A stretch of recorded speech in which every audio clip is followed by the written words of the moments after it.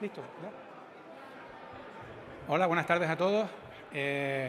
Vamos a dar comienzo a la segunda de las mesas redondas que teníamos organizadas dentro de las jornadas del agua de Canagua y Energía.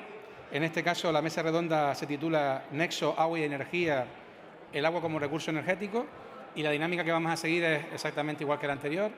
Va a haber un ponente que va a dar una pequeña exposición sobre la problemática que vamos a debatir en la mesa, que haremos a continuación, en donde invitaremos a determinadas personas relacionadas con el mundo del nexo del agua y energía aquí en Canarias, y será moderada, en este caso, el moderador hemos tenido que, por circunstancias debidas al tráfico en la isla, en la Gran Canaria 1, pues vamos a sustituirlo aquí por Baltasar, que se va a prestar voluntariamente, claro está, voluntariamente a moderar la mesa. Bueno, vamos a empezar con la presentación de apertura. En este caso la va a presentar Jonay Concepción.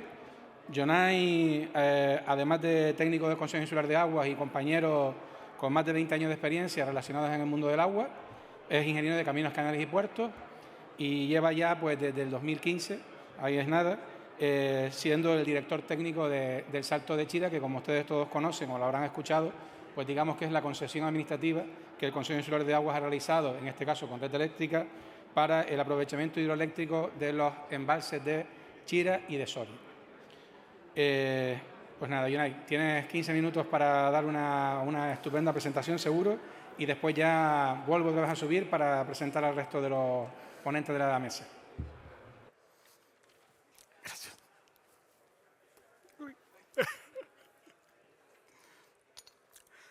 Muchas gracias, Carmelo, por la presentación.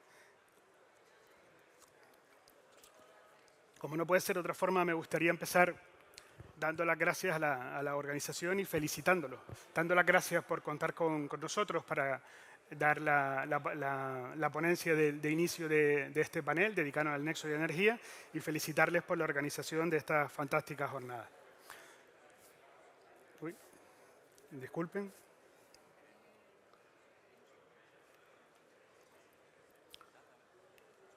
Ahora. Bueno, para empezar a hablar del agua como recurso energético en Gran Canaria, voy a seguir este índice. Empezaré con una pequeña introducción donde hablaré de algunos antecedentes históricos. Posteriormente hablaré de lo que es la evolución de los aprovechamientos hidroeléctricos. Seguiré con lo que es el proyecto de Salto de Chira, que veremos cómo es una cuarta generación de aprovechamientos hidroeléctricos. Seguiremos con los proyectos, lo que nos trae aquí hoy, los proyectos que están en desarrollo en el ámbito de Gran Canaria. Y finalmente acabaré con unas someras conclusiones con las que espero que podamos tener un fructífero debate después. Hablar del agua como recurso energético es hablar de los molinos de agua.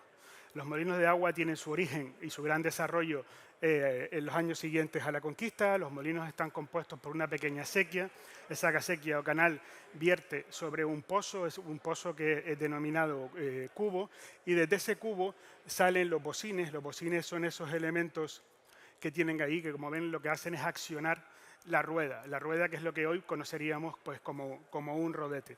Y esa rueda está unida solidariamente con lo que es el propio molino situado en la casa. Pero si hablamos de aprovechamientos hidroeléctricos, del origen, el origen de los aprovechamientos hidroeléctricos es del año 1878 en Inglaterra y es un desarrollo de William Armstrong que tenía por objeto únicamente iluminar su galería de arte. Para iluminar su galería de arte desarrolló este esquema. Este es el primer esquema de aprovechamiento hidroeléctrico del mundo y esta es la galería de arte. Esta fue su intención, poder iluminar la galería de arte para que sus visitantes en horario nocturno pudieran contemplar toda su colección. Y esta, que es la casa de control, la instalación de control del aprovechamiento hidroeléctrico, llama la atención en esa foto, que es una recreación de la original, que en el suelo tenemos un rodete Francis y un rodete Pelton.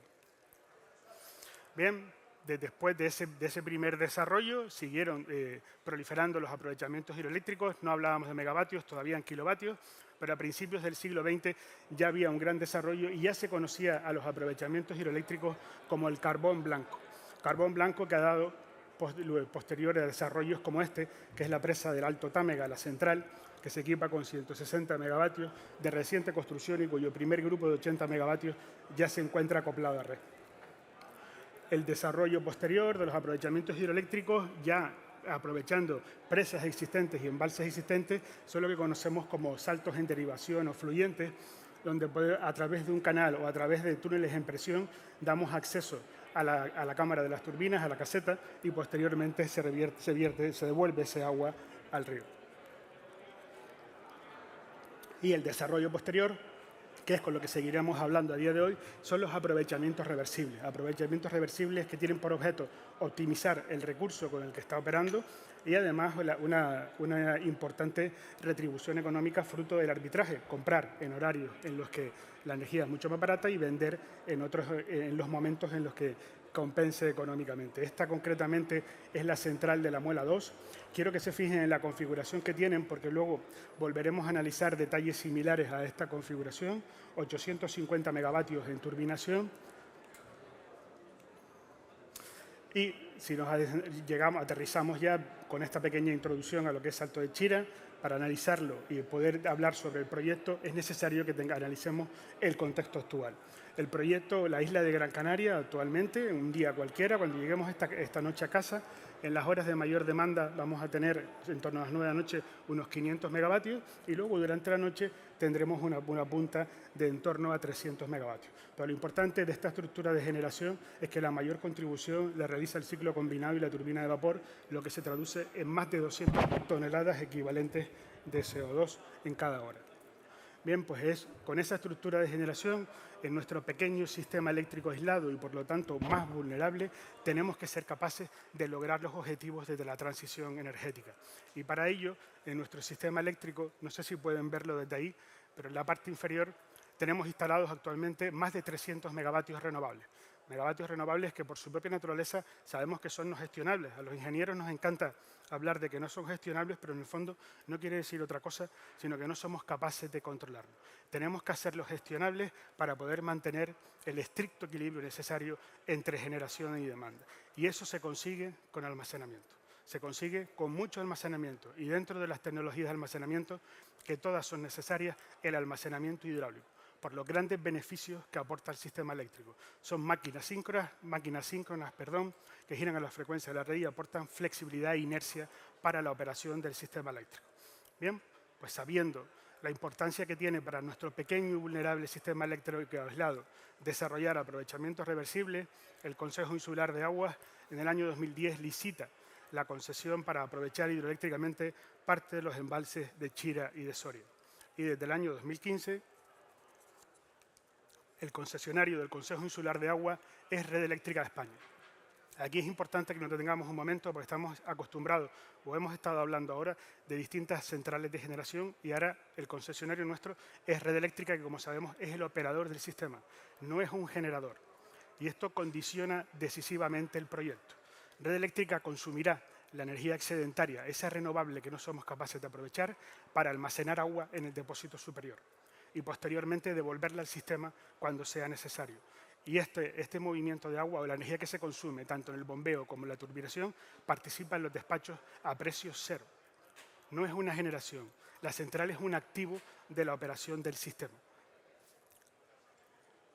Bien, el proyecto, como todos los aprovechamientos hidroeléctricos, fundamentado en la reglamentación del dominio público hidráulico, el objeto de la concesión es la conexión de los embalses generados por las presas de Chira y de Soria, pero en este caso, como sabemos, estamos en noviembre y todavía no ha llovido en la isla de Gran Canaria, con esa irregularidad que tenemos en las aportaciones, la concesión establecía como obligación la necesidad de construir y mantener operando durante el periodo concesional una planta desaladora que aporte agua para garantizar la operación hidroeléctrica en todo momento. Bien, el circuito hidráulico es un circuito clásico, convencional, 2,5 kilómetros de longitud, con un salto bruto de 358 metros. ¿Vale? Importante dentro de la configuración del esquema hidráulico del aprovechamiento es que incorpora dos chimeneas de equilibrio. Incorpora dos chimeneas, una aguas abajo también en el circuito de baja presión por la necesidad de rapidez y flexibilidad que necesita esta central. Hablaremos de eso posteriormente. Esta es una maqueta que tenemos en el proyecto. en las instalaciones de la obra, donde podemos ver una sección del terreno y vemos la totalidad de las obras subterráneas que constituyen el aprovechamiento hidroeléctrico. En verde tenemos el túnel de acceso principal, en amarillo túneles auxiliares y galerías necesarias para la construcción y en azul, lógicamente, lo que es el aprovechamiento hidroeléctrico en sí, lo que es el circuito hidráulico para poder mover el agua entre los dos embalses. Esta es una imagen de la central. La central, tanto la central de grupos y transformadores como la subestación, se ejecuta en caverna. Y aquí sí que me gustaría llamar la atención en la configuración especial que tiene el distribuidor, que es la conexión que tienen todos los grupos, tanto aguas arriba como aguas abajo, que comentaremos más adelante también.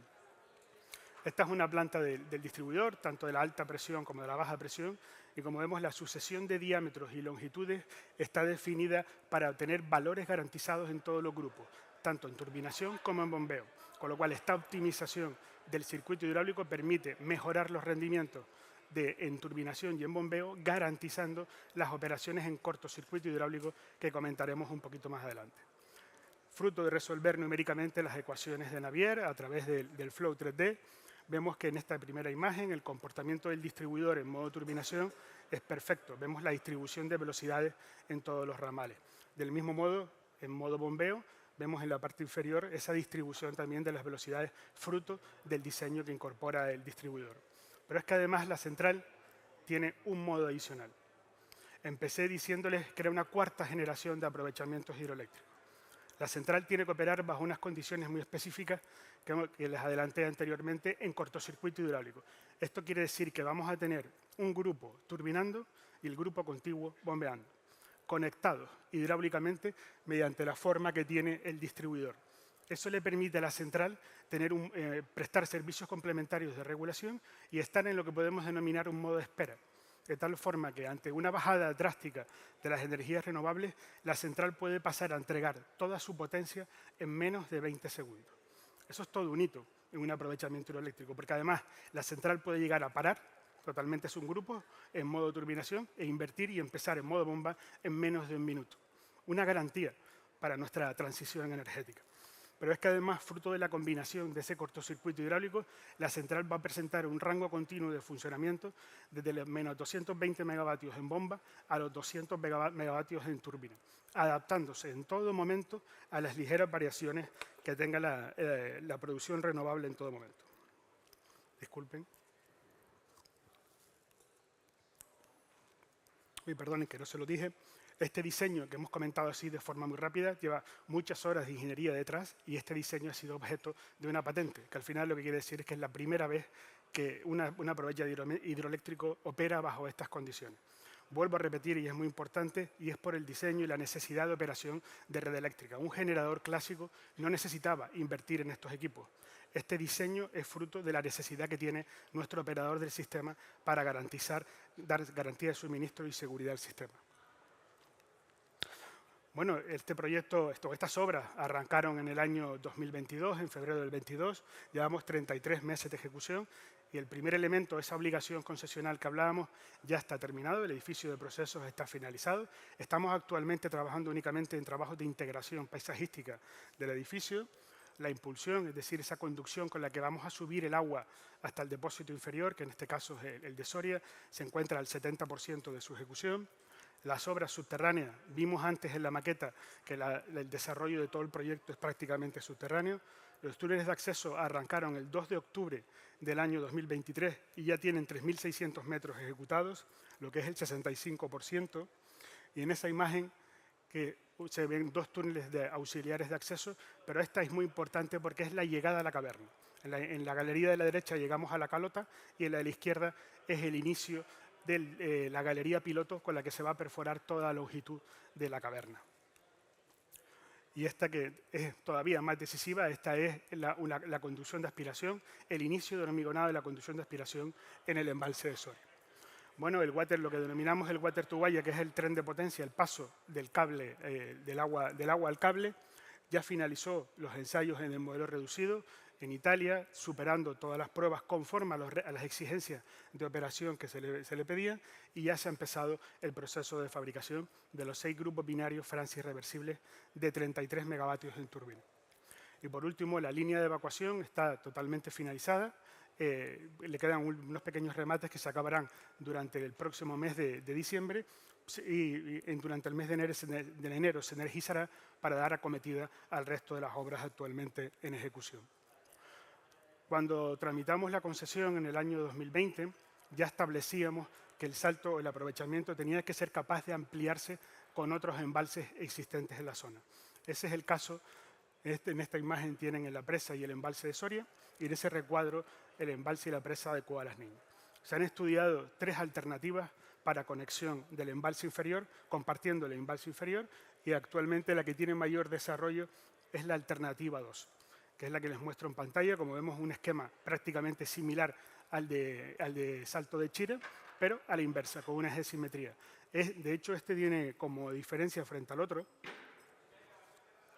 que la longitud total del circuito es de 1.200 metros, la mitad del circuito, y tiene varias ventajas muy positivas. Compartimos la misma planta desaladora, compartimos la misma tubería de impulsión y compartimos, lo que es más importante, la línea de evacuación. Es decir, únicamente necesitaríamos ejecutar un túnel de acceso y el circuito hidráulico, y podríamos duplicar la potencia de los aprovechamientos hidroeléctricos, pasando de 200 a 400 megavatios. Bien, fruto de un excelente trabajo contratado por el Consejo Ciudad de Energía al Instituto Tecnológico de Canarias, se analizó el potencial hidroeléctrico, pero en este caso de un aprovechamiento un poquito singular, un aprovechamiento de agua de mar. Esto ha sido desarrollado someramente a través del proyecto Hidrocaleras en Cantabria, pero hay una central que operó bajo estas condiciones en Okinawa, en Japón, y lo que hemos analizado es las posibilidades que tenemos de aprovechar como depósito inferior a lo largo de toda la costa el mar, y únicamente es necesario construir un depósito superior, de tal forma que moveríamos agua de mar entre el propio mar y un depósito artificial creado. De tal forma que, una cosa muy importante, ya no tendríamos pérdidas por evaporación e infiltración. Bueno, realmente sí las tenemos, pero ya no serían importantes dentro de la operación. Bien, pues fruto de ese análisis, además Santiago colaboró, bueno, fue el redactor prácticamente de ese documento. En el norte se llegaron a discretizar una potencia de 500 megavatios, que teniendo en cuenta unas 10 horas de funcionamiento es una capacidad de almacenamiento de 5 gigavatios hora.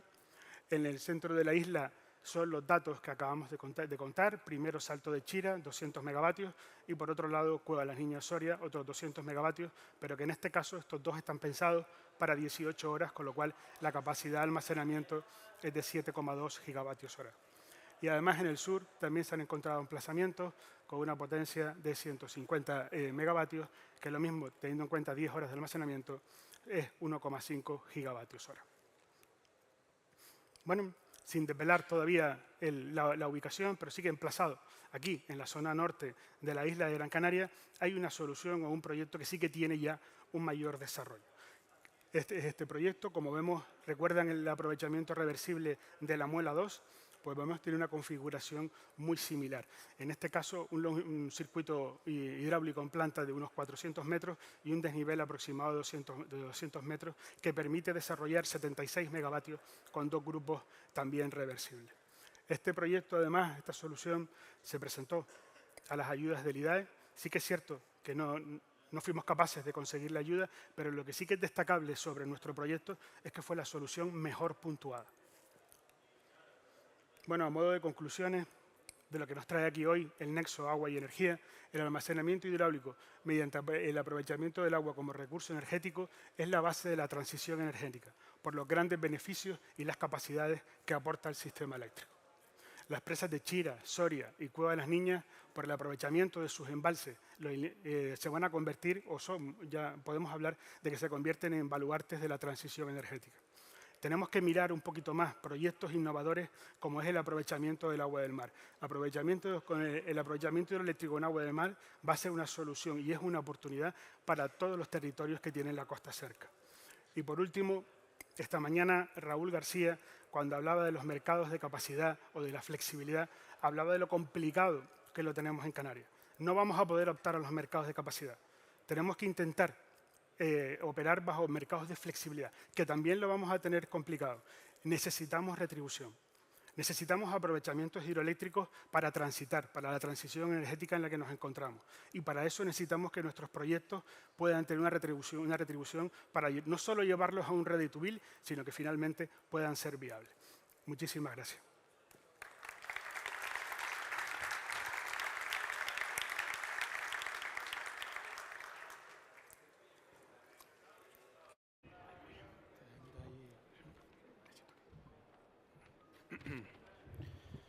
Bueno, muchísimas gracias, Jonay, por esta estupenda charla. Es un ejemplo más que significativo, en este caso, del nexo de agua y energía y de la importancia que tiene aprovechamientos energéticos en las Islas Canarias. Vamos ahora a comenzar con la mesa de debate. Como comenté antes, vamos a excusar al moderador, que era Gonzalo Piernavieja. Hemos habido un pequeño contratiempo en la Gran Canaria 1 y yo creo que el pobre todavía está sufriendo las consecuencias. Y en sustitución pues hemos encontrado también otro magnífico moderador, que es Baltasar Peñate, que lo invito aquí a que suba a la mesa. Baltasar, yo lo digo así porque todo el mundo ya lo conoce. Aparte de ser ingeniero industrial por la Universidad de Las Palmas de Gran Canaria, es el jefe del Departamento de Aguas del Instituto Tecnológico de Canarias, bastante conocido ya por todos, creo yo, en estas materias, y seguro que va a ser un estupendo sustituto como moderador de Gonzalo. Y también a continuación... Más alto, y un guasón también. Y voy a invitar también a que suban a la mesa a Adriana García, ya los presentará ahora también Baltasar, Santiago Díaz, Ana Sánchez, Alberto Hernández y Sebastián Feinblatt. Venga, pues nada, les dejo en manos de Baltasar. Bien, vayan tomando asiento. Muchas gracias. No tengo que improvisar nada porque estaba todo preparado. Y va a ser fácil moderar esta mesa, además que me toca bastante cerca el tema. Y además es de sumo interés en todos los temas que estamos hablando. Vamos a empezar por una ronda de preguntas individuales y así me da pie a presentarles. Empezamos por Adriana García, ingeniera industrial y es una líder de proyectos de innovación dentro de la plataforma Plocan. Y actualmente pues, está trabajando en proyectos vinculados al nexo agua-energía en condiciones offshore. Y ella actualmente trabaja en un proyecto que se llama Hidrógeno Verde y nos gustaría que nos contaras un poquito en qué condiciones trabaja ese proyecto, cuáles son sus limitaciones por trabajar dentro de la plataforma de Plocan en condiciones de mar abierto y un poco cuáles son sus características. Pues bueno, en primer lugar, dar las gracias a la organización de Canagua por invitarme y por querer contar con Plocan el día de hoy. Bueno, mi nombre es Adriana García, el líder de proyectos, bueno, participo en ellos y hacemos lo que podemos. Yo colaboro en el proyecto Energía e Hidrógeno Renovable, H2 Verde, y bueno, lo que hacemos en este proyecto principalmente, nuestro principal objetivo es descarbonizar la plataforma oceánica offshore de Plocan, que bueno, por si aquellos no la conocen, el edificio que está en medio del mar frente a las terrazas, ese bloque de hormigón, pues esa es nuestra plataforma. Y lo que queremos con este proyecto es descarbonizarla. ¿Cómo vamos a lograrlo? Pues bueno, estamos construyendo una planta de generación de hidrógeno renovable. Cuando hablamos de hidrógeno renovable o hidrógeno verde, es porque proviene, ¿no? ese proceso de electrólisis por el que se obtiene el hidrógeno, proviene de fuentes renovables, en este caso marinas. Contamos con un banco de ensayo frente a la costa de Telde y en la que probamos distintos prototipos. Entonces, bien sea un prototipo eólico flotante, solar flotante, energías oceánicas, cualesquiera, pues lo que hacemos es descarbonizar esa plataforma. Actualmente quemamos combustibles fósiles y eso no puede ser, eso se tiene que acabar y lo que queremos hacer es pues eso, con esa planta pues descarbonizarla. Hablaba ayer Gonzalo de sistemas aislados. Nuestra plataforma es un sistema aislado, es una isla. Y por ello, pues, el agua que necesitamos para que funcione ese electrolizador y poder separar esa molécula del agua, la vamos a obtener de agua del mar. Contamos en la plataforma con una planta de desalación de agua que bueno, después purificamos y introducimos en el electrolizador. Obtenemos, por un lado, ese hidrógeno que almacenamos en estado gaseoso, botellas a presión, y volvemos a reelectrificar, pero no siempre. Es decir, el reto también está en cambiar toda esa gestión de la energía en la plataforma. Si hasta ahora funcionamos con combustibles fósiles, ahora tenemos que reorganizar todo y vamos a dar principalmente, bueno, prioridad a esos prototipos que haya para cubrir esa demanda que tenemos en la plataforma, y en el caso de que haya muchos prototipos, que ojalá y que haya mucha más producción que demanda, pues ahora mismo estamos quemando esa energía y es una pena. Entonces, lo que hacemos es que, bueno, pues como solución vemos pues esa generación de hidrógeno, su almacenamiento y su reelectrificación posterior en el caso de que pues, no tengamos prototipos o la demanda sea superior. Entonces, bueno, eso es un poco lo que estamos desarrollando y evidentemente sin agua pues no tenemos hidrógeno, o sea que para nosotros es clave. Bien, hablando de agua, les presento a Santiago Díaz. Es compañero del ITC, doctor ingeniero industrial, y él, dentro del área de energías renovables, ha liderado una línea de trabajo que tiene que ver con el hidrógeno verde, también con combustibles alternativos, y pues también ha participado activamente en un proyecto de la casa que se llama el BioGreenfinery. Entonces, brevemente, Santiago, ¿nos explicas qué es el BioGreenfinery? ¿Qué vinculación tiene con el agua? Y una pregunta clave, porque me gustaría empezar a desmitificar o a quitar bulos relativos al agua y el hidrógeno. O sea, ¿realmente el agua es un problema para la generación de hidrógeno? En España peninsular se ha hablado mucho sobre el tema y me gustaría que en Canarias pensemos en el agua realmente va a ser un cuello de botella para la generación de hidrógeno verde a gran escala. Bueno, el BioGreenfinery es un proyecto en el cual tratamos de demostrar que se puede descarbonizar no solamente el sector eléctrico, sino también el sector del transporte, ¿vale? Nosotros vemos el hidrógeno como una oportunidad para llegar a aquellos nichos en los cuales la electricidad pues, lo tiene más complicado, sobre todo el transporte pesado por carretera y también el transporte marino e incluso el transporte aéreo, ¿no? Entonces, un poquito en conexión con lo que comentaba ahora Adriana, obviamente se necesita agua para producir hidrógeno, pero sí que vemos que en Canarias vamos un paso ya por delante en ese sentido, porque siempre hemos desalado agua. El agua que se necesita o el que estamos utilizando en nuestra plataforma es agua desalada, es agua que viene de las instalaciones del ITC, bueno, tú lo conoces mejor que nadie. Existen plantas desaladoras, esa agua se desala y luego dentro del sistema de producción de hidrógeno tenemos un sistema que es un desmineralizador, se llama, que es para bajar la conductividad del agua hasta los 5 microsiemens por centímetro, ¿no? Entonces, esa agua ya es lo suficientemente pura como para entrar en proceso, ¿no? Y aquí es donde viene todo. Esto es como una especie de círculo perfecto. Siempre hablamos de la vinculación entre la energía y el sector del agua. Son dos suministros clave, al fin y al cabo. Una sociedad necesita de ambas. Si una de estas dos falla, pues falla todo. Pero tiene una vertiente más y es la estabilidad que se le puede dar a un sistema eléctrico gracias a opciones como las que estaba comentando Jonay o incluso el hidrógeno. Si se fijan, el agua lo podemos utilizar tanto para sistemas de almacenamiento a gran escala, tipo la central de hidrobombeo, ya sea agua de mar o central reversible. Se puede utilizar para producción de hidrógeno, se puede utilizar también para aplicar gestión de demanda, y son temas que a lo mejor son interesantes para valorar, ¿no? Y es esto, ¿no? O sea, el hidrógeno nosotros lo vemos como una oportunidad para descarbonizar el sector del transporte, ¿vale? Pero además de descarbonizar el sector del transporte, te permite darle gestión al sistema. Y todo en armonía, ¿vale? Porque realmente en los momentos en los que tienes exceso de generación, que se están produciendo ya, sobre todo en la eólica terrestre y la fotovoltaica, es generación de categoría B, no es asíncrona generalmente o con convertidores, necesita sistemas de almacenamiento energético y esto es una oportunidad, ¿no? El agua, clave en todo esto. Bien. Y hablando de agua y desalación, Sebastián, bienvenido. Feinblack. Es economista y cofundador de una empresa pequeñita, startup, de Ocean Oasis se llama, y además pues se ha puesto un poco en trending topic por un proyecto live reciente que va a empezar ahora en enero, que se llama Desalive y que pretende abordar un reto estratégico y clave. Si es posible desalar agua con energías marinas. ¿Cómo es este proyecto? ¿Qué es Ocean Oasis? Para que lo expliques un poco mejor. ¿Y cuál es ese reto que vemos financiado por Europa en Canarias? Pues gracias otra vez por la oportunidad de estar aquí.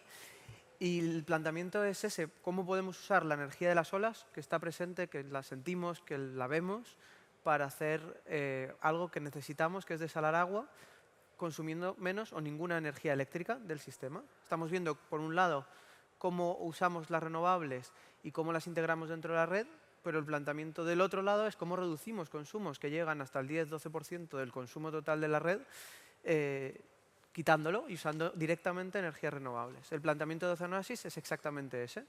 Podemos aprovechar el movimiento de las olas de una forma mecánica que nos permite hacer un proceso mucho más eficiente, transformando esa presión a una presión que vamos a usar directamente en una ósmosis inversa.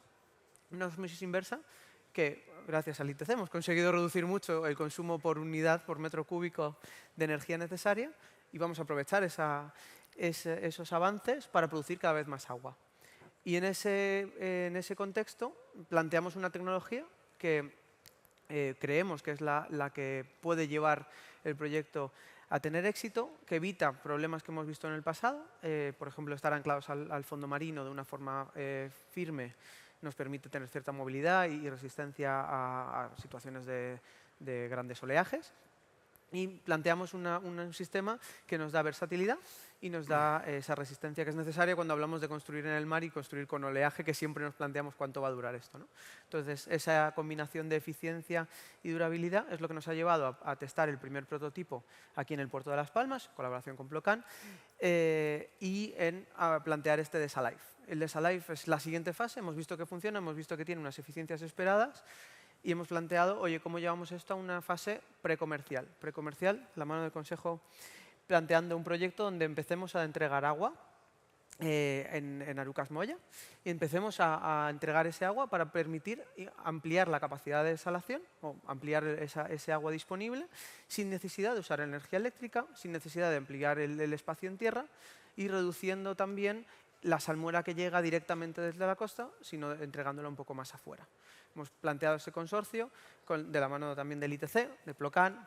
La verdad es que el ecosistema nos ha recibido muy bien y nos hemos planteado, y la universidad, y nos hemos planteado, y el litoral, obviamente, no me los dejo, cómo hacer y demostrar que eso es viable, hacer la primera flota, porque necesitamos más de una unidad, conectarlos, ver todos los procesos regulatorios que ahí hemos involucrado a todos los niveles de gobierno y que ya nos tienen muy vistos y nos tendrán más vistos para ver todos los permisos que hacen falta, todos los permisos que no existen, porque planteamos de repente dudas que no se han planteado, y cómo llegar a buen puerto, no solo para demostrarlo aquí, sino para extenderlo al resto de islas y al resto de zonas, no solo a nivel Canarias, sino a nivel mundial.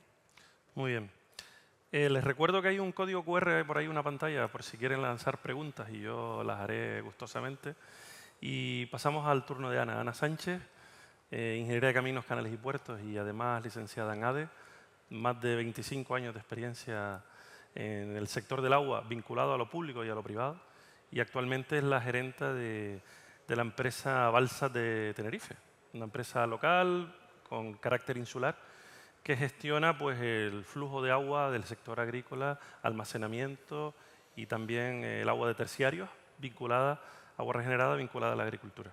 Entonces, a cualquier foro que voy siempre tengo que hablar de Valten. Para mí es un ejemplo de empresa a seguir vinculada al agua agrícola en Canarias y sobre todo a maximizar o a sacarle eficiencia a ese sector. Pero tengo que hablar contigo de descarbonización. O sea, ¿hay trabajo detrás en Valten? ¿Se está intentando reducir la huella de carbono de toda esa agua que se pone a disposición del sector agrícola? Pues mire, bueno, antes que nada, muchas gracias por contar con Valten.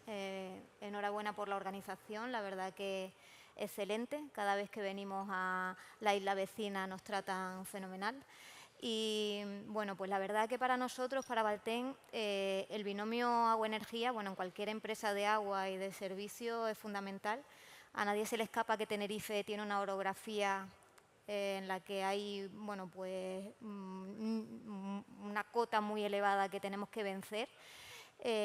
Nosotros somos la suministradora de riego agrícola a nivel insular Y bueno, pues tenemos cultivos en la cota 0, cultivos en la cota 300, 400, 500, o sea, al final es verdad que necesitamos energía, los costes de energía para Valtén pues suponen casi entre el 20 y el 30% de los gastos presupuestarios de la entidad. En el 2021, como todos, bueno, pues nos enfrentamos a una crisis, una subida de precios importantísima y tuvimos que abordar, bueno, pues un plan para poder minimizar esos costes y empezamos a analizar, hicimos una auditoría energética y analizamos el potencial fotovoltaico, el potencial eólico, hidráulico, hicimos un análisis de movilidad sostenible y bueno, pues ahora mismo lo que tenemos en Valtén es un plan de descarbonización y es una de las líneas estratégicas de la empresa. Hemos conseguido implantar ahora mismo, a día de hoy, pues casi 1 megavatio de energías renovables fotovoltaica.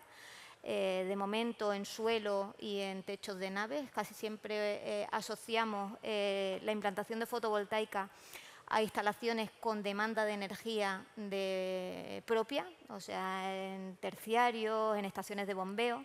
Bueno, pues estamos intentando descarbonizar, tenemos algunos bombeos ya solares y bueno,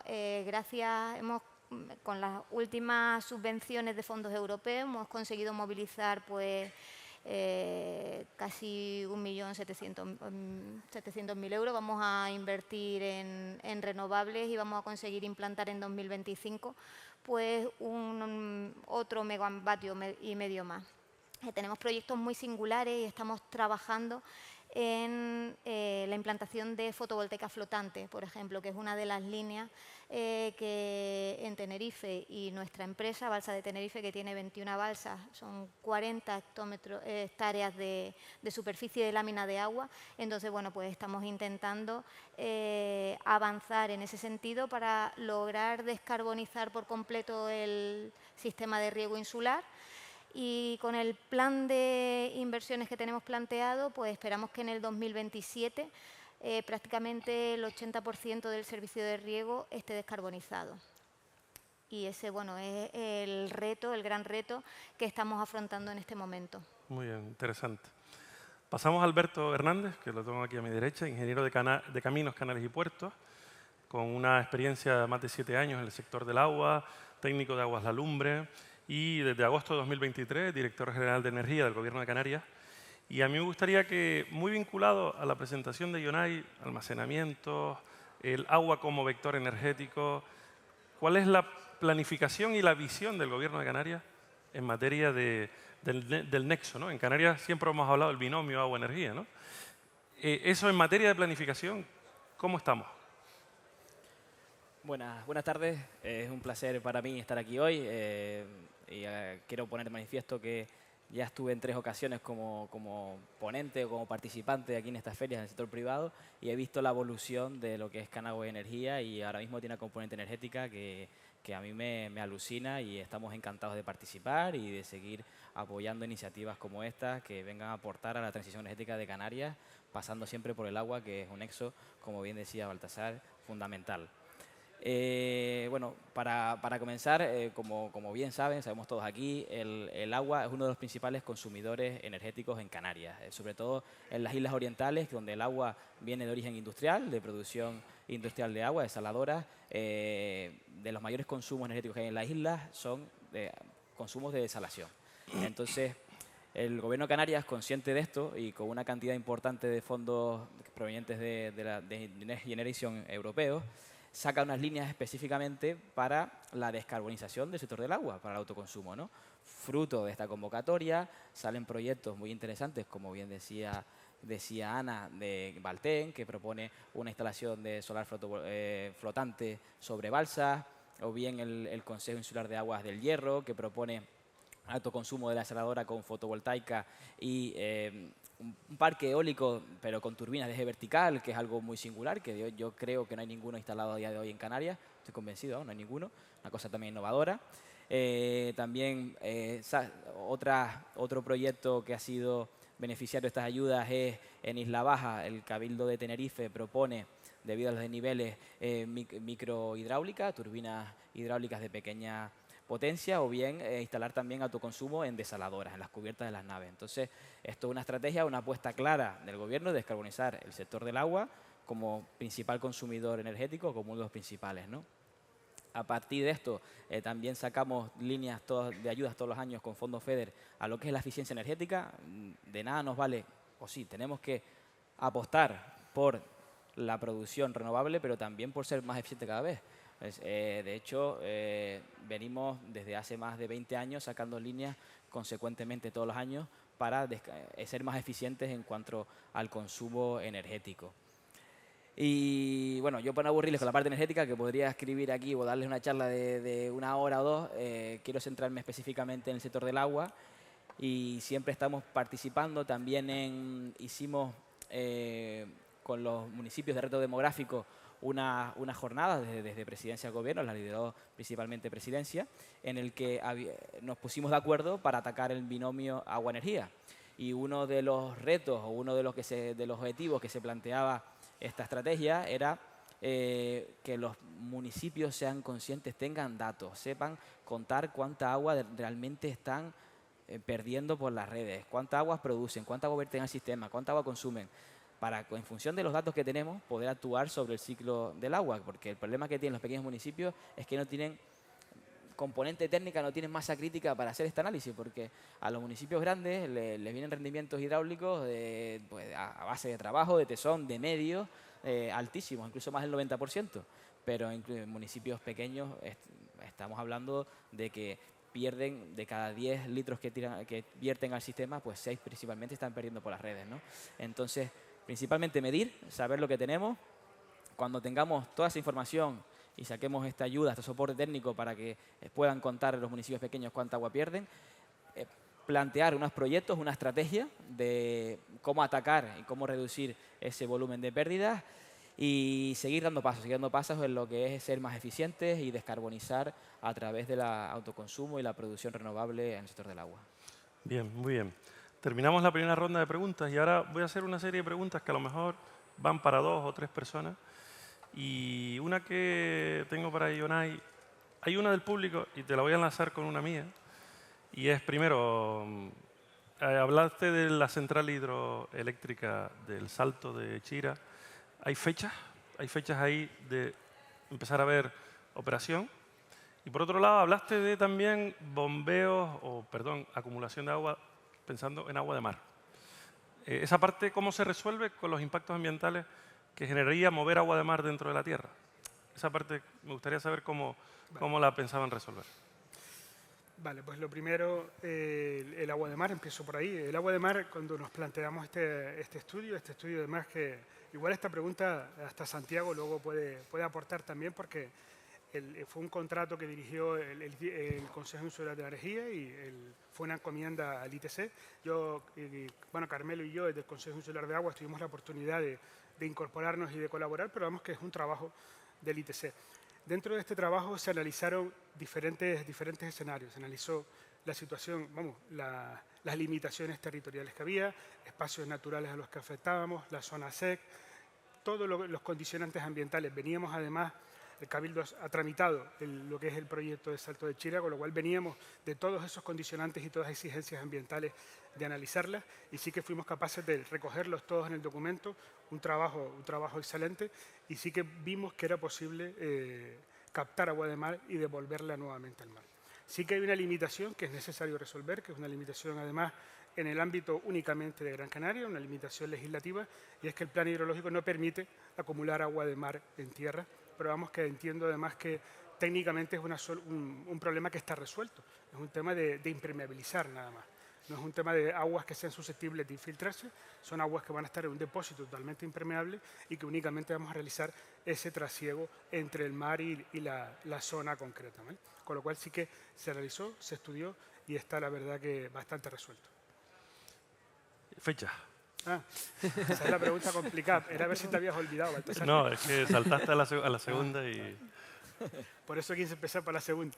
Bueno, las obras arrancaron en febrero del año 2022. Las obras están De momento estamos en la parte importante, la parte subterránea, que es donde más incertidumbre podemos tener también. Cuando te pones a horadar una montaña, nunca sabes lo que te vas a encontrar. Una campaña de geotécnica, la verdad que espectacular que se realizó, tanto en fase de proyecto por Red Eléctrica como actualmente por la UTE, que está ejecutando la obra. Y vamos por delante de las previsiones con rendimientos, velocidades de perforación, avances superiores a los previstos, con lo cual, de momento, en la obra subterránea vamos en plazo. Eso implicaría que durante el año 2027, que es a donde ibas, Baltasar, podremos estar con las pruebas de funcionamiento. Pruebas de funcionamiento que no tienen nada que ver con acoplar grupos a la red. El ir acoplando esos grupos a la red es un proceso muy largo, un proceso que no sabemos el tiempo que va a tardar, porque dentro de las imágenes de la presentación, les hablé del Alto Támega.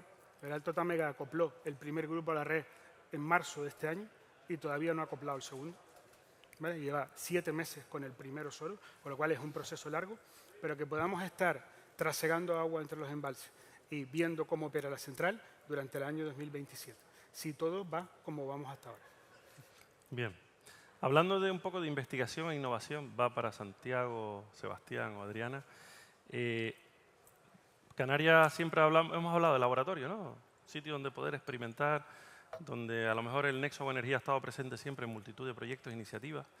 ¿Realmente estamos explotando en Europa la financiación que existe para poder atraer a Canarias inversores y realmente ser ese testigo, ¿no?, de que podemos fomentar el cambio? O sea, ¿estamos en Europa haciendo ese trabajo? ¿Cómo lo ven? ¿Quién quiere empezar? Dale. Bueno, yo creo que sí, pero que se podría hacer más, ¿vale? O sea, y ya no solamente proyectos. Por ejemplo, este que estábamos comentando, el BioGreenfinery, pues fue galardonado como mejor proyecto 2024 en los Regiostar, con una candidatura de 260 distintas iniciativas que terminaron. Y eso demuestra que se hace muy buena investigación en Canarias, ¿vale? Pero es que vamos más allá. Las plataformas de ensayo de Plocan o las que se están planteando ahora en los Red Marinas, o sea, son tecnologías innovadoras en las cuales creo que consiguen captar financiación de Europa, porque tenemos unas condiciones magníficas para los ensayos, ya no solamente desde el punto de vista de que somos sistemas insulares pequeños en comparación con el continental, pero que tienen un tamaño apropiado para el ensayo de lo que te vas a encontrar en el continente, sino también porque existe materia, o mejor dicho, recursos humanos formados, ¿vale? O sea, conocerán muchos casos, todos los que están presentes aquí también, de muy buenos ingenieros que han tenido que salir fuera a trabajar porque no conseguían trabajo aquí. La realidad es que este tipo de plataformas de investigación permiten eso, justamente. No solamente atraer fondos, que es una ventaja para Canarias, sino también empleo verde. Y además algo que podemos exportar hacia el exterior. O sea, no es solamente las condiciones magníficas que tenemos de recursos eólicos, fotovoltaicos, energías marinas, sino también la formación, o sea, las universidades, el papel que están haciendo. O sea, es una combinación, y los centros tecnológicos, por supuesto. ¿Adriana? Yo igual. ¿Captamos recursos? Sí. ¿Lo suficiente? No. Prueba de ello, los más de 60 proyectos en los que estamos involucrados de Plocan, proyectos internacionales. Entonces, joder, hay un interés en los bancos de ensayos. Estamos muriendo de éxito en el sentido de no tenemos capacidad ahora mismo de cables eléctricos para exportar de todos los prototipos que quieren venir al banco de ensayos, y no tenemos capacidad para que, bueno, que ellos puedan probar sus tecnologías y poder exportar esa energía. Entonces, bueno, un poco en ese sentido, pues eso bueno, pues para agilizar también trámites, oye, pues nos independizamos totalmente, funcionamos como una isla energética y allí pues gestionamos esa energía. Si no somos capaces de tener esa celeridad en esas vías de tramitación y demás, entonces tenemos que dar respuesta.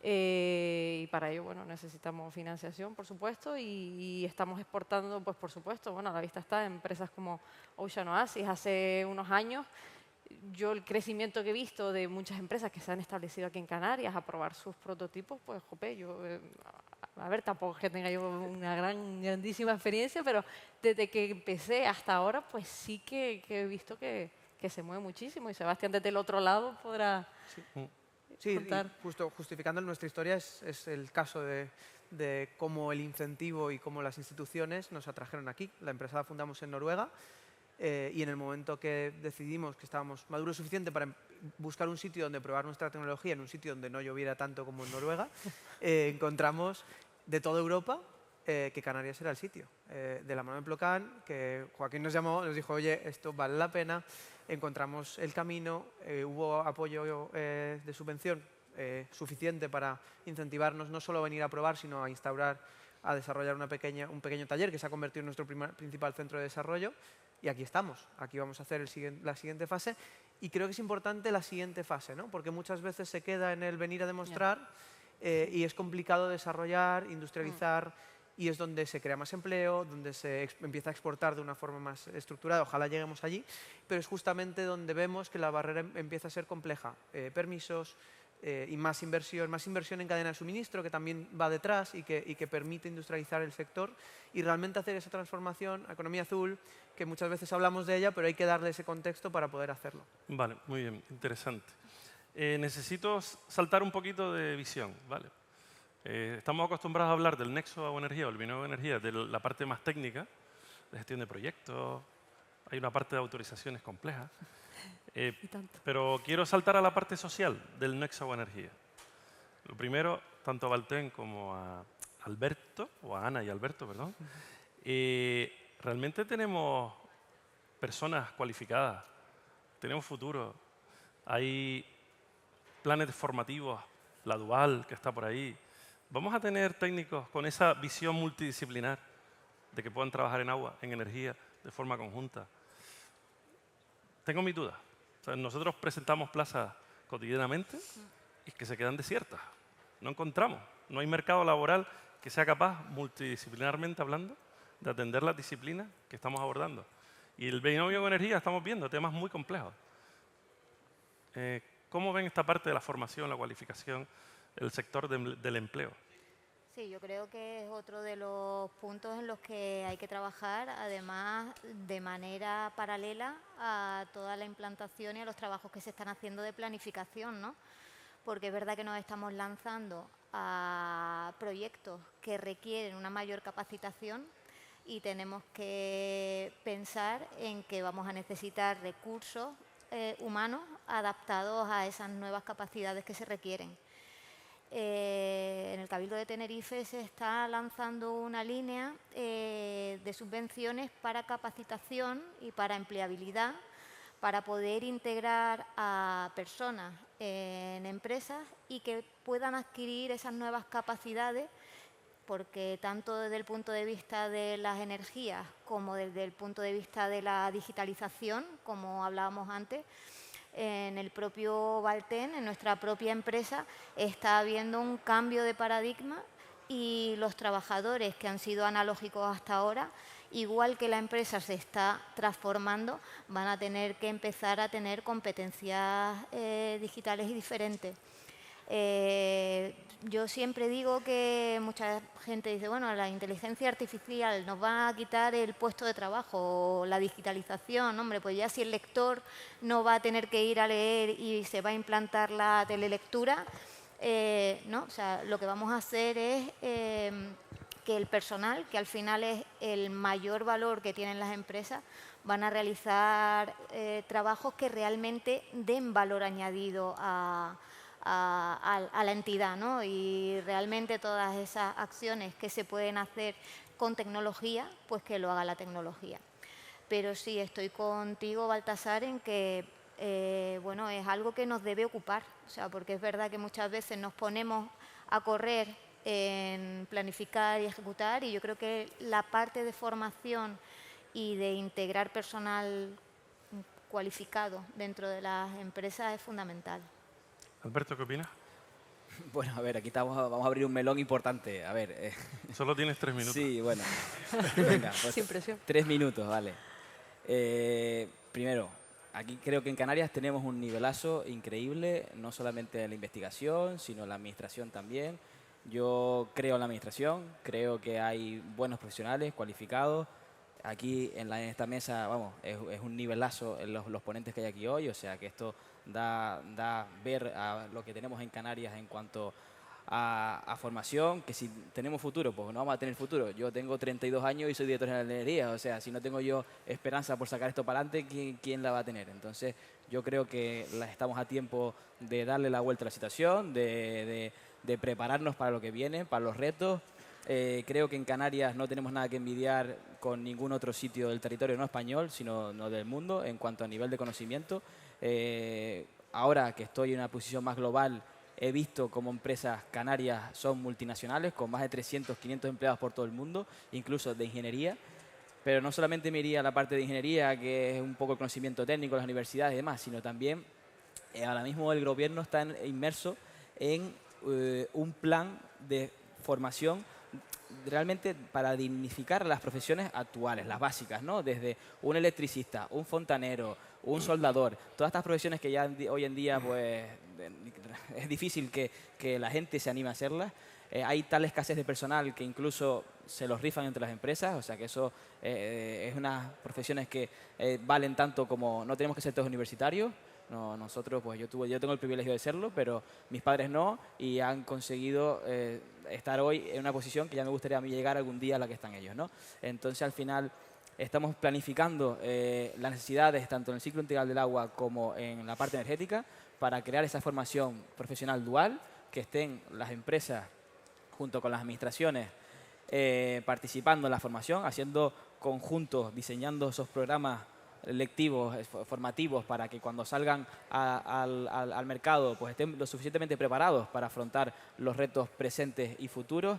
Y esto va de reciclarse, renovarse y no perder también el hambre, la necesidad de seguir formándonos a diario, y eso es lo que nos hace ser mejor personas y profesionales, ¿no? Entonces, 2 minutos y medio creo que bien, ¿no? Perfecto.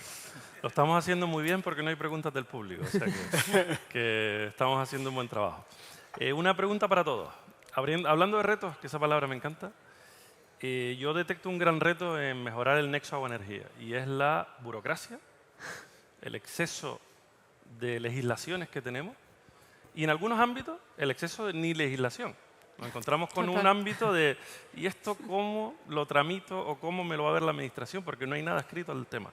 Hay ejemplos con Ocean Oasis, donde ya se detectan, es que yo no sé a qué puertas tocar. ¿Esto tiene solución? ¿Realmente estaremos siempre perdiendo oportunidades porque es que se dan proyectos que caducan porque las legalizaciones no llegan? Entonces, ¿qué estamos haciendo mal? ¿O dónde deberíamos mejorar para que esas oportunidades del nexo no las perdamos? Me está llamando la atención a mí, ¿no? ¿O no? No. Yo creo que todos formamos parte del sistema y todos podemos promover cambios. Te pitaron los oídos. No, esta mañana, esta mañana Julieta, la viceconsejera, comentaba que la modificación de la ley de cambio climático iba a simplificar los procesos de energías renovables, ¿no? O sea, oye, esto por comunicación previa. No me estés molestando con proyectos que inicia que quiero que esté en marcha. Yo por alusiones, si quieres, comento un poquito. Yo creo que España tiene mucha legislación y que aplicar esa legislación es complejo. Me vienen proyectos todos los días que no sé muy bien ni dónde ubicarlos ni dónde encajarlos. Son tremendamente innovadores, y es verdad que nuestra burocracia hace que tengamos un freno de mano, ¿vale? Estoy de acuerdo. Para ello, ¿qué hacemos? ¿Vale? Nuestra visión ahora en el gobierno, desde que llegamos, fue modificar la ley de cambio climático y transición energética de Canarias.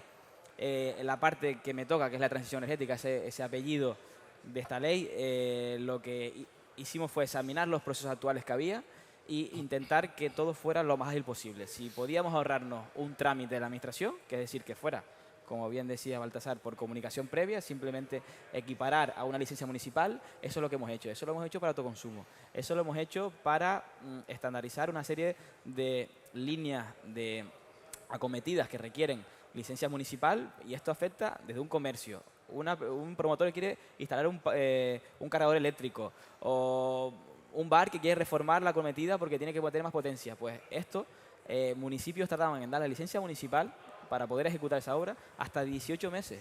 Eso para un autónomo es catastrófico, ¿no? Entonces, Ahí dijimos, oye, ¿qué es lo más sencillo que podemos hacer? Que sea una simple comunicación previa. Ahora llegará este autónomo, presentará la comunicación previa y será equivalente a la licencia de obra municipal. Como decía, también pasa con el autoconsumo en edificios. O sea, hemos intentado simplificar esas normativas, esa ley que nos encontramos, que era una cantidad, vamos, yo no pude ni leerme la entera porque eran muchas intenciones y poquita practicidad. Hemos intentado que sea práctica, la hemos reducido a la mitad y lo que intentamos es que la economía se mueva, porque se mueve, hay más trabajo, hay más formación, hay más oportunidades, los jóvenes tenemos más oportunidades y entonces en eso es lo que estamos todo el día pensando e intentando ayudar también a los proyectos que vienen de fuera con esta visión disruptiva, intentar encajarlo en el marco normativo que tenemos, intentar crear normativas específicas para ellos que no les retrase mucho, pero es complejo tal y cual el sistema está montado a día de hoy, pero para eso vamos a... ¿Qué piensas, Ana o Yonai? ¿Están en administración pública? Sí, yo creo que lo sufrimos, aparte de... Entonces, no, comento. Es un tema complejo, ¿eh? No. Es un tema complejo, un tema que yo tengo la suerte de compartirlo con Carmelo mucho, con mi gerente del Consejo Insular de Agua. El Consejo Insular de Agua es un organismo autónomo que tiene las competencias atribuidas por la Ley de Aguas a través de los consejos insulares para gestionar el dominio público.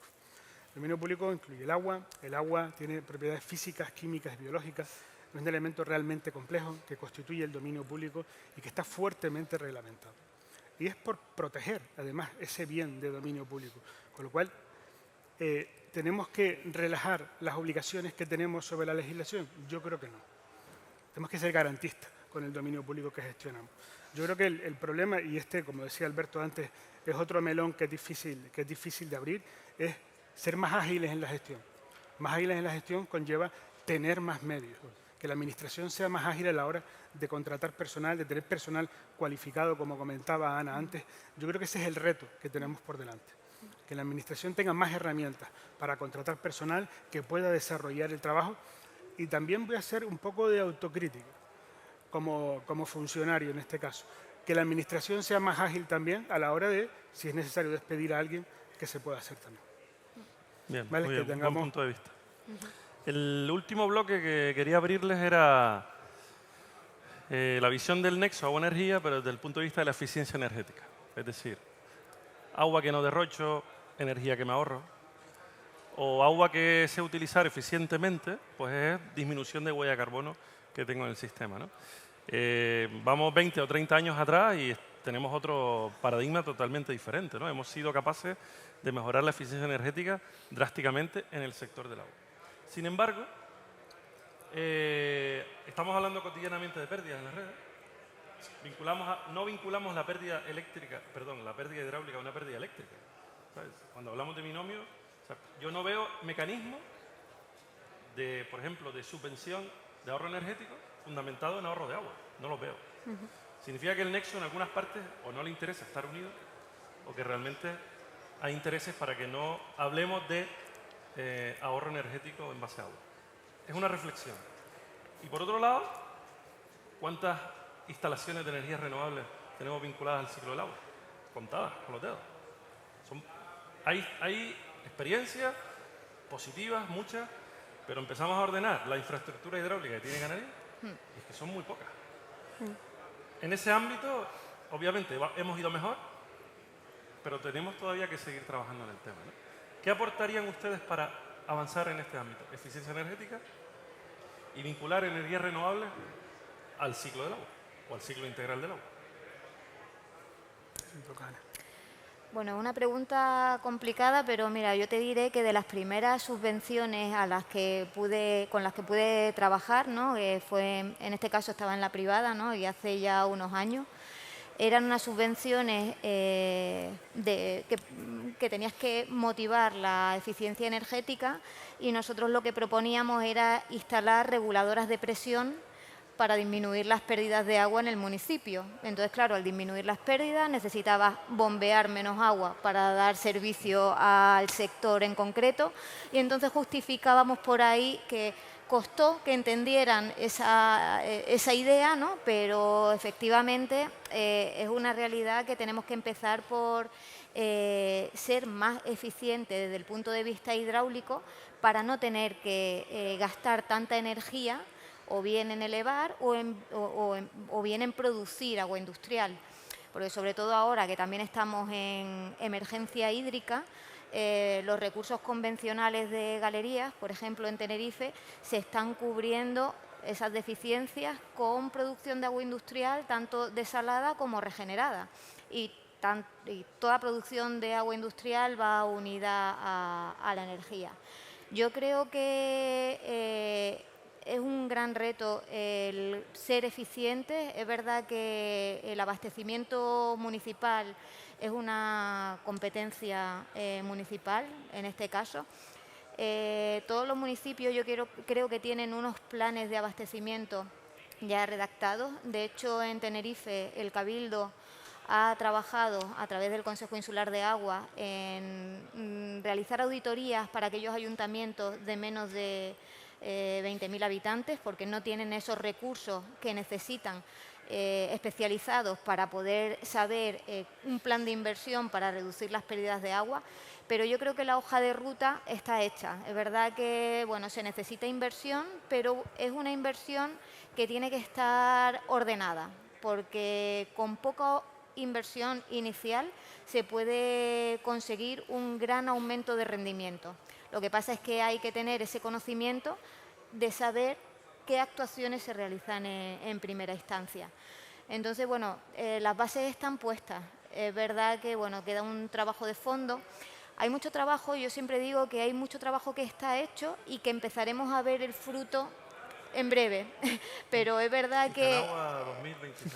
el próximo Canagua traeremos aquí los objetivos conseguidos de un Canagua a otro. No, sí es cierto. Nosotros, por ejemplo, con la emergencia hídrica en la que bueno, se han planteado un montón de actuaciones, bien para producir más agua industrial o para reducir pérdidas, se ha hecho mucho trabajo administrativo, porque no cabe duda que toda esta burocracia hace que para que podamos empezar a trabajar en una obra, pues hay un camino arduo detrás que hay que hacer, pero una vez que ya tienes adjudicado, ya los tiempos están y esperamos que las obras estén en breve.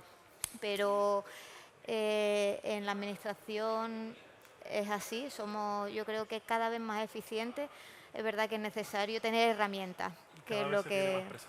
Y también, También. sí. Yo creo que es importante, a ver, la eficiencia es una solución a un problema, pero antes de eso, darle una solución a ese problema hay que ver hasta qué punto podemos mejorar con la eficiencia energética, y los datos son fundamentales. Entonces, hacer una medida de cuál es la cantidad de agua que se está produciendo y cuál es la que se está consumiendo, y que sea un dato pues eso, trazable. Y ya no solamente me refiero a la parte de agua, la cantidad, sino la energía que se está consumiendo. Esos datos, lo comentaba antes Alberto, ¿no? La posibilidad, ¿no?, de que se pueda hacer un análisis más específico de cuál es la cantidad de energía que se está consumiendo en ese sector, para poder luego buscarle solución. Y ya no me refiero al dato global, sino en qué parte de la red tiene más necesidad. Sí. Muy bien. A ver. Hay solo un matiz. Para nosotros es muy importante, al producir agua desalada, es el valor de ese agua. Y optimizando su uso, evitando pérdidas, optimizando toda esa cadena de valor que llega al consumidor, estamos aumentando el valor de lo que estamos produciendo. Es muy importante para cuando hablamos de desalación, que tiene su coste y tendrá su coste, que el valor de ese producto llegue donde tiene que llegar, evitando todo el resto. O sea, es eficiencia en estado puro. Y la otra parte es la eficiencia del sistema que traemos al poner renovables junto a la desalación, que hacemos eficiencia energética en el fondo, más que producción eléctrica. Yo quería un apunte nada más. El Consejo Insular de Aguas con Carmelo, cuando era director de departamento en aquella época, durante el año 2017, que me consta, Baltasar, que tú también colaboraste dentro de aquel célebre plan, el Plan Renovagua, del que todavía seguimos licitando y adjudicando y acometiendo algunas obras, pero como apuntaba Alberto antes, o como comentabas tú también, la tramitación administrativa de esos parques eólicos que en su momento estaban dentro de ese plan y que no fuimos capaces de llevar a término en la tramitación administrativa, y que cuando ya empiezas a ver un poco de luz resulta que ya hay la máquina ni se fabrica, con lo cual ya tienes que ir otra vez para atrás y pensar en otra máquina y en otro proyecto, ¿vale? pero sí que desde el Consejo Insular de Aguas, desde el 2017, yo creo que ya fuimos adelantados en aquella época de ver cómo mejorar esa eficiencia de lo que es el ciclo integral del agua, porque aquí en Gran Canaria el 15% de la demanda va vinculada al ciclo integral del agua. Y otro apunte más, cuando hablabas de pérdidas, las pérdidas son un problema brutal, porque al final es lo que dices tú, hay que monetarizar esas pérdidas, ver realmente el dinero que es. El Consejo Insular de Aguas también tiene contratos para analizar esas pérdidas en diferentes municipios y ver realmente cómo gestionarlas y controlarlas y darles herramientas a los ayuntamientos para poder reducir esas pérdidas. Porque como apuntaba Ana, al final muchos municipios juegan con una diferencia de cotas brutal. Con lo cual al final es difícil gestionar esas presiones y esas presiones en muchos casos, dependiendo del estado de la red, son pérdidas. Es inevitable, porque gestionan presiones muy elevadas. Yo creo que intentamos avanzar en el día a día, te come la cantidad de trabajo que tenemos, pero que sí que son dos aspectos que son muy importantes. Nosotros además, como tengo la suerte de que mi jefe, aunque no le gusta que llame jefe, es ingeniero industrial, nosotros cuando le damos vueltas a todo este tema de la eficiencia nos planteamos incluso, antes hablábamos del aprovechamiento hidroeléctrico, de que vamos a tener Soria con unos niveles altos todo el año, cosa que no ha ocurrido en la historia. Oye, pues vamos a servir unas demandas y vamos a tener, pues bueno, 60, 70 metros garantizados de diferencia de cotas entre el canal y la toma que tengamos operativa en ese momento. Oye, pues vamos a turbinar todas esas demandas. Vamos a ir en todas esas conducciones rodadas que tenemos, ver en dónde podemos colocar pequeñas minis hidráulicas para contribuir en toda la transición en la que nos encontramos. Adriana, ¿quieres aportar algo para cerrar? Nada, bueno, sin ser experta en el ciclo del agua, lo mismo. Supongo que al final, si pusiéramos nombre y apellido quizás a esas pérdidas, igual desde el punto de vista de la comunicación ciudadana, igual si le dijéramos a la gente lo que nos está costando, quizá todas esas pérdidas, quizá hacemos todo ese ejercicio de concienciación, pues quizá también habría esa movilización y esa exigencia a nuestros políticos o a quien corresponda de trabajar en pos de la eficiencia energética. Nosotros como banco de ensayos lo único que podemos hacer es poner a disposición las infraestructuras que tenemos, pues para, por ejemplo, pues qué sé yo, en nuestra planta de hidrógeno, pues oye, pues en vez de usar la planta desaladora, de repente pues un dispositivo como el de Ocean Oasis o aprovechar quizá los subproductos de la electrólisis, pues se me ocurre el oxígeno, a lo mejor en plantas de depuración de aguas, para hacerlas más eficientes en ese proceso. No sé, ideas múltiples. Yo es que no quiero repetirme, pero ya me adelante la pregunta, creo que tengo algo de brujo o lo que, no sé. No, al final, lo que comentaba, gracias, es verdad que dices que hay pocas instalaciones de autoconsumo. Como te comentaba, sacamos 15 millones de euros específicamente para la descarbonización del agua, 40 y pico proyectos han sido beneficiarios, son más de 13 millones de euros, o sea que va a haber una inversión en el próximo 2025, que yo no sé si en Canagua llegará a tiempo, pero ahí estaremos, en el siguiente Canagua.